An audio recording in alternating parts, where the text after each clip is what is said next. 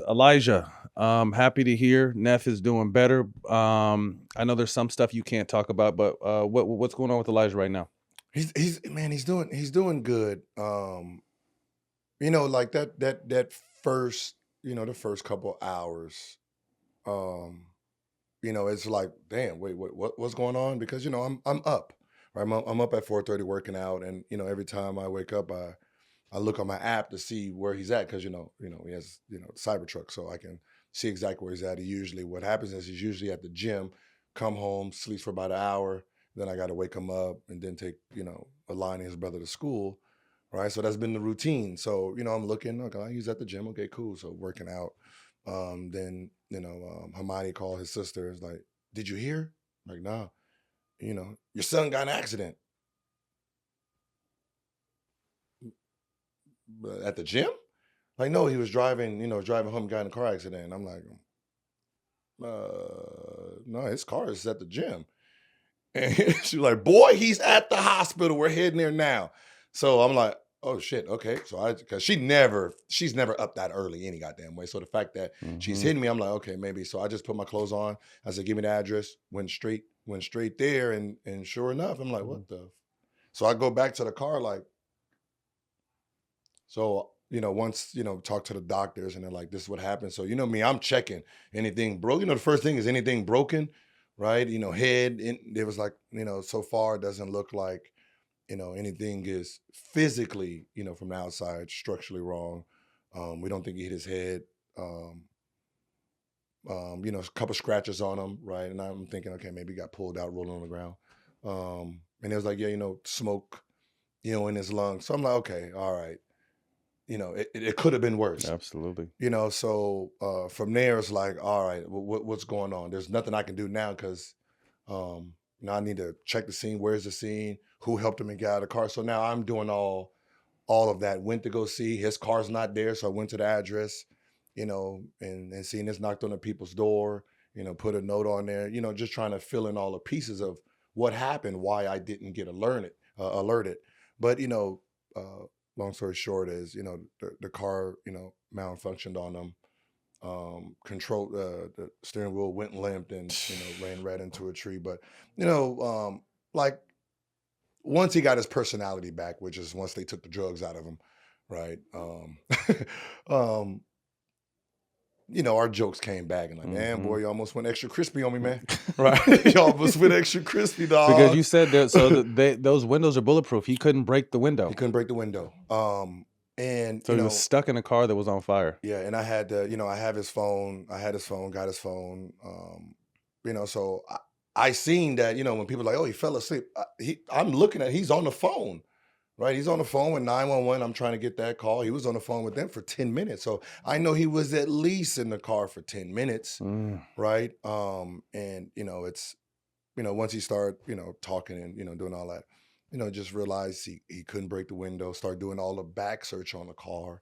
And, it's, if you're a parent and your teen has this car, you might want to put a hammer in that joint, Something to be able to break something the that can break window. the window because physically, Not strong enough. he said he was trying to kick the door, the window, and he couldn't.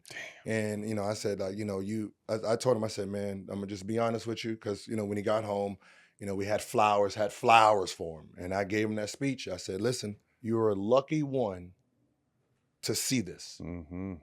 Most people don't get to Right. see the flowers and how everybody reacts when Hmm. something happens. So you get to witness what the world did when you was Hmm. sleep, when you was in an induced coma. So this is what's supposed to make you great, that you Mm. watched life that could have Mm. just ended, right? You can't take this shit for granted. Hell Everything no. I be telling them, like I told him, I said, man, like, me, it's with little things, man. Yeah, man, it's 10 o'clock at night, man. You driving your girlfriend home. Why? You are the money. Put her in Uber. You leaving here at 10, 11 o'clock, driving her home. She's safe. Then you got to drive. You are the bank. You should never leave your home at a certain time. It doesn't make sense. There's nothing out there. The worst cops in the world, Waiting on you. They log in at 10 p.m. They know that's when the shit happens. That's what they want. So the most aggressive minds are Out that late. active at that time.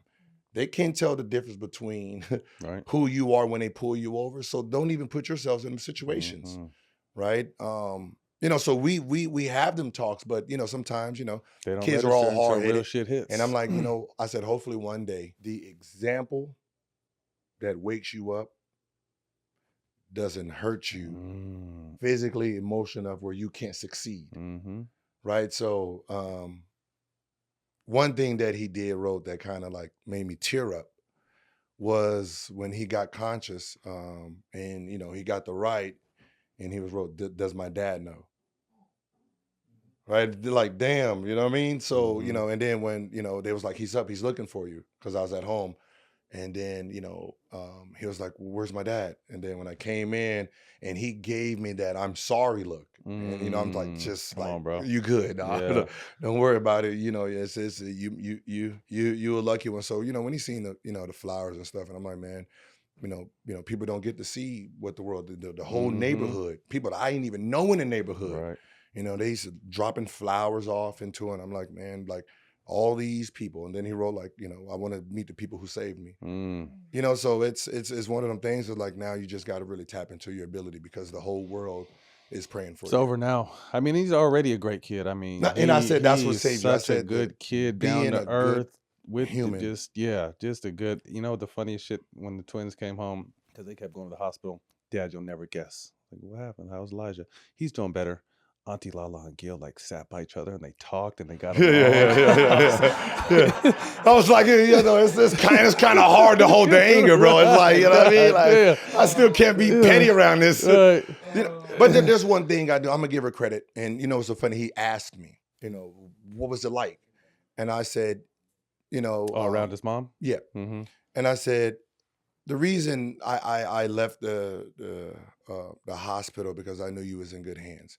There's one thing I do know. Super family. Is if one of the kids is fucked up, she is gonna become overly protective. Yeah, mama bear. Yeah, so I know this right here, she got it. You're good. I mean, you're gonna have warm blankets. If the spit gets on the blanket, you're gonna have a new blanket. You're gonna have food that you don't even supposed to have. You're gonna have a TV, air conditioner. She's gonna make sure cable. She's gonna do shit that she's gonna annoy the hell out of them people. Right? So I'm good. I can leave. You're good. You know what I mean? I said, you know what?